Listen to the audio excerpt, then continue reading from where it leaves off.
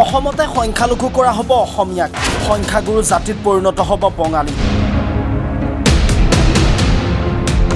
অসমত থাকি আমি কাহানিও অসমীয়া নকওঁ, বঙালী আমাৰ মাতৃভাষা, আমি বঙালীতে কথা পাতিম। অসমতে অসমীয়াক সংখ্যালঘু কৰাৰ কুটিল ষড়যন্ত্ৰত লিপ্ত হৈছে এইগৰাকী ভূমিপুত্ৰ গণমঞ্চৰ নেতা মহাবুৰ ৰহমান চৌধুৰীয়ে। অন কেমেৰা অসমীয়া জাতিক ভাবুকি মহাবুৰ ৰহমান চৌধুৰীৰ।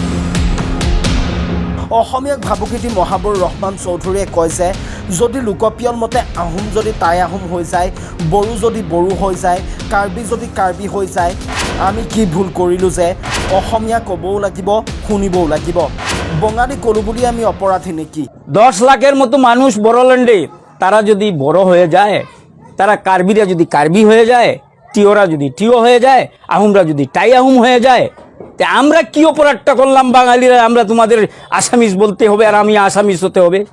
কি অপরাধ করলাম? কিন্তু আমরা মুসলমানরা বাংলা যখন বলি তখন আমরা অপরাধী। এটাই হলো। ইয়াৰ লগতে ভূমিপুত্ৰ গণমঞ্চৰ নেতা মহাবুৰ ৰহমান চৌধুৰীয়ে কয় যে যদি আপোনাক কোনোবাই সোধে আপোনাৰ মাতৃভাষা কি, যদি আপুনি অসমীয়া বুলি কয়, এইটো সম্পূৰ্ণ মিছা কথা। মই কোনোদিন অসমীয়া নহয়, আমাৰ 14 পুৰুষ মৰিলেও আমি অসমীয়া নহয়। আমাদের খুব এবার এনআরসিতে যেটা কনস্টিটিউশনের সিস্টেম, আমি আমার মাতৃভাষায় আমি কথা বলবো।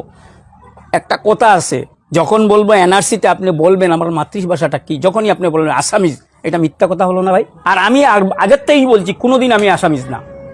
আর আমি যদি আপনার গলার সাপ বেঁধে মরি তাহলে আমি আসামিজ দিতে পারবো না। আমি আমার কথাটা বলছি আপনাদেরকে। ইয়াৰ উপৰিও মহাবুৰ ৰহমান চৌধুৰীয়ে কয় যে মোৰ মাতৃভাষা বাংলা, মই ঘৰতো বঙালী কওঁ, লোকপিয়ল হ'লেও মই বঙালী ক'ম।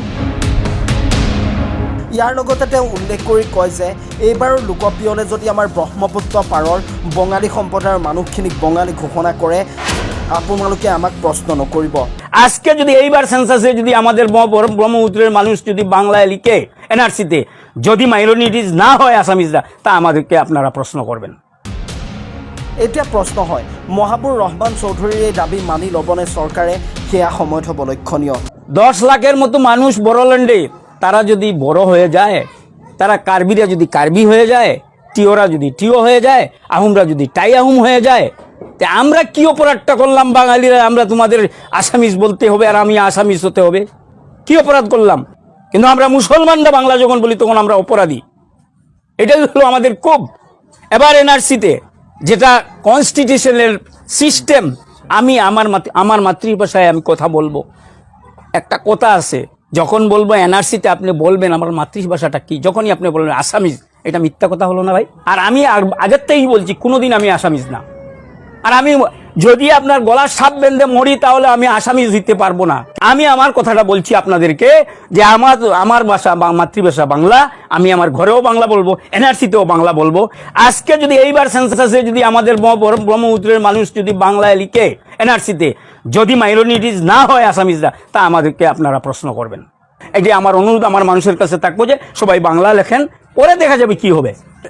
অসমীয়া নাতে আমি কিছু মাইনরিটি হবে, তারপরে দেখা যাবে কি হয়, সময় আসবে, উনারা নিজে অনুশোচনা করবে, বুঝছেন না কথা? উনারা নিজে অনুশোচনা করবে যে আমরা তো জিরো হয়ে গেলাম, মানুষ না আমাদের নাই, ছেড়ে দে মা, খেতে পাচ্ছি আমার। সুতরাং এই উদ্দেশ্যে আমি সব বাঙালিদের বরাবর বাঙালি কম যে ছেড়ে দে মা, খেতে পাচ্ছি, তোমরা ছেড়ে দাও, আমরা কি করে বেঁচে আমরা দেখবো। এটাই আমার মেসেজ।